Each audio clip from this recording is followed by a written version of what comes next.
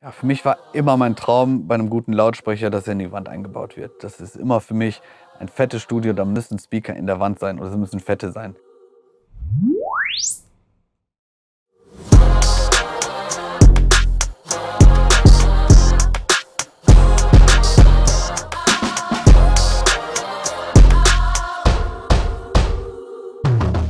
Hey, ich bin Judy, wir sind hier in meinem neuen Studio in Duisburg. Ich bin ein deutscher Musikproduzent, Rap, Pop, eigentlich alles aus dem Bereich. Ich habe für Farid Bang, Casey Rebel, Apache, Adel Tawil, Shirin David, Bowser und noch viele weitere produziert. Haben dieses Jahr, glaube ich, war ich insgesamt 6 Wochen auf der 1. Und ja, heute reden wir ein bisschen über meine Technik.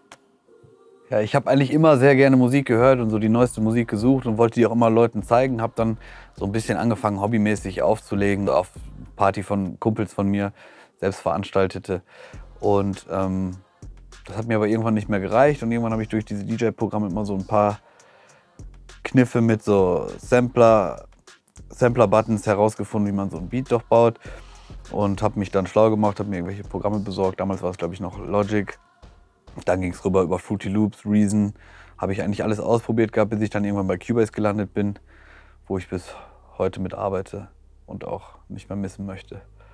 Ja, so ging es eigentlich immer weiter Schritt für Schritt. Man hat angefangen, die ersten Beats zu machen, die wurden besser. Dann hat man die ersten Rapper kennengelernt oder Sänger damals auch noch. Ich habe viel R&B gemacht und ja, so hat sich das immer weiterentwickelt bis heute. Und ich habe auch mit vielen Künstlern angefangen, sei es Farid Bang, Manuelsen, Casey Rebel, Summer Jam, mit denen habe ich eigentlich fast zusammen angefangen, Musik zu machen. Und so hat sich das alles zusammen weiterentwickelt. Also das erste Mal singlemäßig Nummer 1 war ich erst dieses Jahr. Also das war mit Shirin David, 90, 60, 111. War die erste Single 1, die ich hatte. Und ne, war schon ein cooles Gefühl. Also wir haben jetzt, glaube ich bin nicht ganz sicher, aber auf jeden Fall 15, also über 15 Nummer 1 Alben schon gemacht. Aber so die Single ist halt nochmal so ein anderer Fokus. Und jetzt mit Apache waren wir sogar mit einem Song 3 Wochen auf der 1 und der wurde wiederum abgelöst von einem anderen Song von Apache von uns, der auch produziert war von uns, der auch dann danach direkt auf die 1 ging. Das heißt, wir waren echt 4 Wochen durchgehend auf der 1. Also der Hype von Rap in Deutschland, den sehe ich gar nicht als kurzfristigen Hype, sondern er ist schon lange da, eigentlich schon seit 2008, 2009. Nur es hat halt nie die große Masse getroffen, weil es halt damals die Wege noch gar nicht gab. CDs gekauft haben sich die Kids nicht. Die haben es entweder illegal runtergeladen zu der Zeit und dann, als das weniger geworden ist, wurden auch mehr CDs gekauft. Dann wurden halt von den größeren Künstlern halt mehr auch die Boxen gekauft, weil dann noch Fanartikel und T-Shirts und Poster und sonstige Sachen bei waren. Aber der Hype war eigentlich immer da. Und dann halt seit dem Handy-Zeitalter mit Streaming, YouTube, das ist halt... Also ich glaube auch nicht, dass das absacken wird. Es ist einfach so, das wird so die neue Popmusik. Auch die Popmusik orientiert sich ja an Rap hauptsächlich. Und in Amerika ist ja Rap schon sozusagen die Popmusik. Und ich glaube, das ist in Frankreich so gewesen und in Deutschland kommt es jetzt halt auch immer mehr hier hin und die Leute werden halt auch immer besser. Ja, ich glaube, das ist auch nicht aufzuhalten, dass das weiter nach oben schießt. Der Ort, wo wir hier arbeiten, ist natürlich mega wichtig.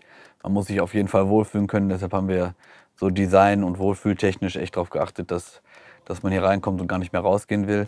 Man könnte überall sein. Also man ist gar nicht mehr in Duisburg, wenn man hier drin ist. Man könnte auch gerade in New York oder irgendwo anders sein. Man weiß es ja nicht, es gibt kein Fenster.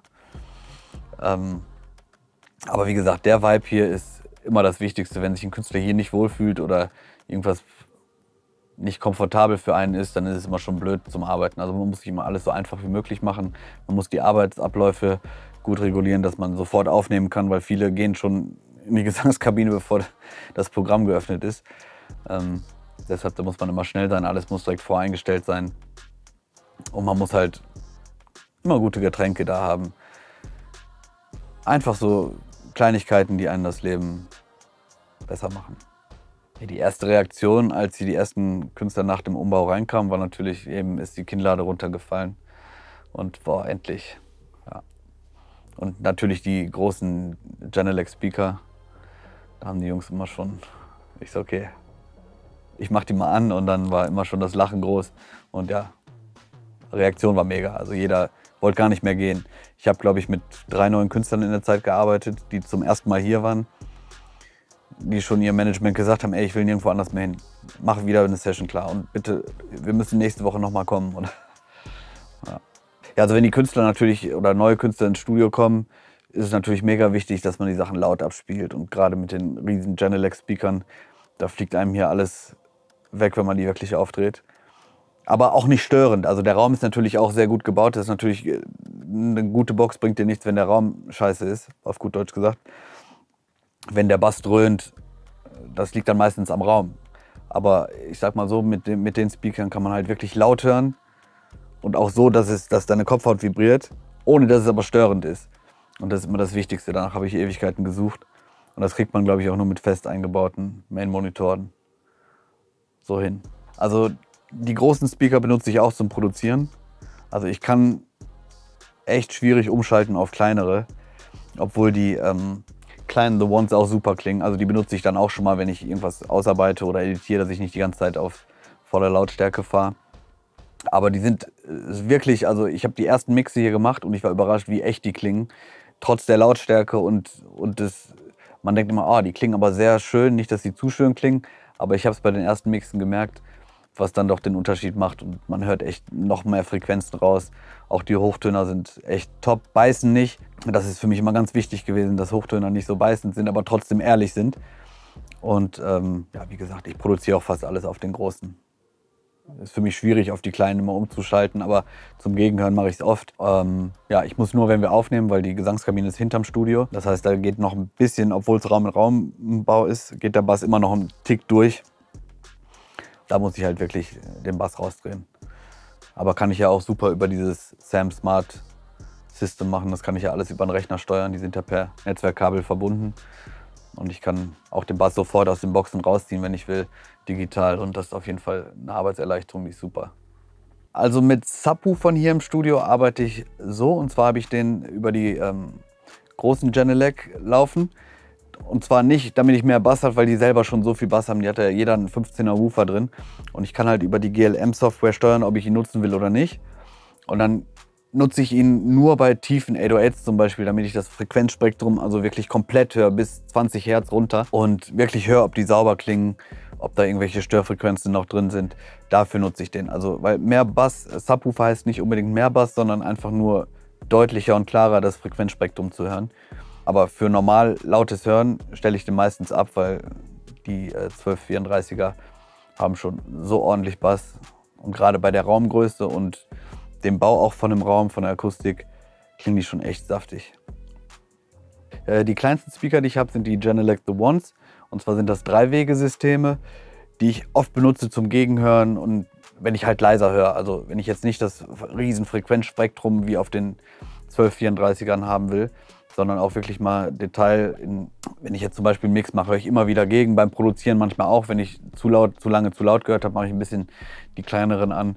Und die kann ich halt auch wunderbar über diese GLM-Software steuern. Das ist halt wirklich easy, dass ich da einfach sofort eine Änderung machen kann, auch im Frequenzbereich, irgendwas abheben, Lautstärke erhöhen. Das ist schon echt praktisch. Und man kann sie stehend und liegend, also vertikal und horizontal aufstellen, ohne dass eine Soundveränderung ist, was nicht bei jedem Monitor zum Beispiel geht. Wenn ich länger an irgendwas arbeite, lasse ich die meistens laufen. Ja, für mich war immer mein Traum bei einem guten Lautsprecher, dass er in die Wand eingebaut wird. Das ist immer für mich ein fettes Studio, da müssen Speaker in der Wand sein oder sie müssen fette sein. Das gibt es nicht, dass man dann noch Standspeaker hat. Wenn man wirklich eine große Main-Regie hat, müssen die in der Wand sein. Das war immer für mich das Wichtigste, weil dann ist erstmal auch der Sound ganz anders. Der Bass ist höher, also der Schalldruck vom Bass ist, glaube ich, erhöht. Man muss es immer ein bisschen runterregeln dann. Aber das Problem ist einfach, dass dahinter nichts reflektieren kann. Es geht direkt nach vorne zu mir. Und ja, die müssen einfach ein sauberes, echtes, lineares Bild haben. Mit einem guten Basswiedergabe und einem weiten Frequenzspektrum. Das ist für mich das Wichtigste. Aber ich habe meinen ja gefunden. Sieht man an der Wand.